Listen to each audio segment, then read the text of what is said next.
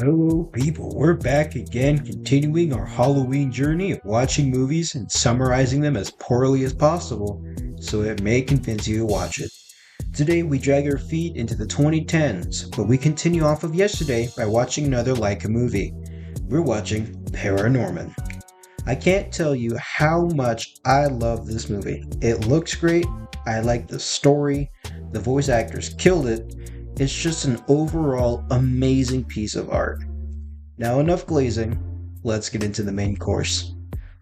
The movie starts out by showing us a boy that's infatuated by zombie media. You know, movies, shows, games. Lil Bro even has some zombie slippers. But we see his family, and they think he's weird because he's able to talk to the dead.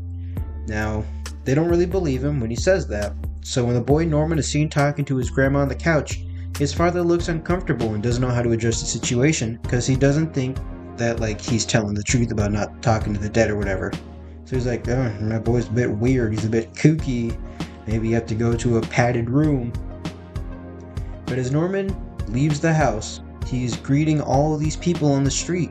But we see a second shot of the same street being totally empty except for him talking to the ghosts. But so if his neighbors were looking out the window, he'd just be pointing his fingers and saying, "What's up, guys?" And it's just somebody hanging from a tree, but nobody else sees it.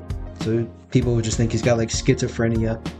But anyway, his life kind of sucks. We see it through school, and he's constantly being picked on because he's seen as a weird kid, because seeing ghosts is not really normal. I guess that's how that goes. Fast forward a little bit, and we see Norman and his friend go to a dilapidated house. In said house resides a nasty hobo that tells Norman the dead will rise and only he can stop it. I don't know if you guys know this, but seeing a grown, dirty guy try to bum rush you about your car's extended warranty, I'd also probably run away from him.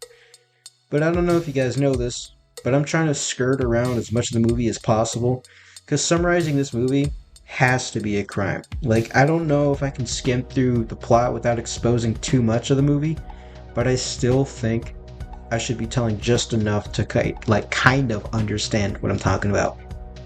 But anyway, this hobo guy is actually a direct descendant of the main antagonist, Aggie Prendergast.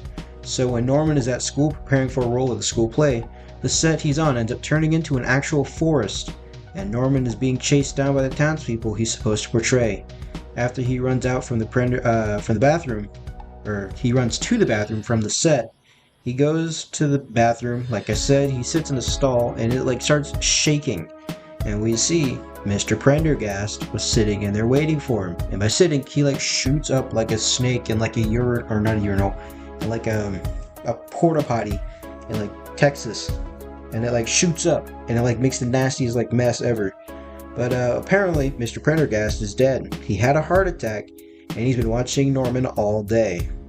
He tells him he has to get his book that he left in his body to save the town from the dead. But the book he's talking about is still stuck at the house, and as previously mentioned, it's still in his dead hands. So, Norman and his friend grab the book and they're attacked by a zombie. This now sparking our invasion begins making everybody in the town violent, self-centered survivors. But as all the people gather in front of the town hall, Norman convinces the raging mob that the zombies are actually friendly and only want to be reunited with their loved ones. Now, after this touching reunion, the antagonist I mentioned previously, Aggie Prendergast, was actually a witch, and she was killed as a child and buried by the tree in the woods. And she didn't exactly just be with her mom, because, she's a witch, so she was killed the most brutal way ever. And, this kind of makes her upset, She was killed as a child. So she, starts collapsing the forest in on itself to stop Norman from helping her or whatever she thinks he's gonna do. So what she does is she collapses the stuff like I previously mentioned. But Norman, having this crazy bout of adrenaline, he's able to run through this tiny little gap in each branching vines closing in on him, and he's remembering the lines he was supposed to say to help her calm down and soothe her. But it does work. He's able to parkour hardcore his way over this hard obstacle course thing, and she's able to stop destroying the town essentially. So after Norman is able to help Aggie find inner peace, He's become accepted by his community, and he stops being a zombie fanatic because he thinks it's just not right after he's seen real zombies. So, after this, he's able to, like, reunite with his father, and he's like, yeah, I do see dead people. Would you like to talk to your mom? And he helps her with that. And I just want to say, it's a great way to end it. I love this movie. ParaNorman, so good.